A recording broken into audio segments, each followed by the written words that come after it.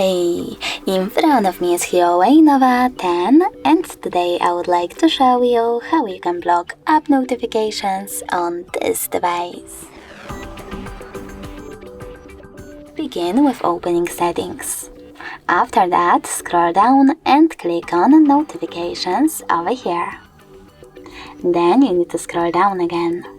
Now you can click on Manage All under Notifications section and click on the switcher next to an app from which you want to block them, like App Gallery.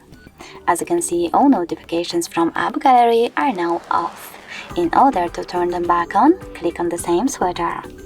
But if you wish to, you can always click on the back button from here and tap on one of your apps over here, like Send Anywhere. Then manage all notifications of it by choosing this switcher next to Allow Notifications. Thanks so much for watching. If you enjoyed this video, don't forget to leave a like, comment and subscribe. Bye!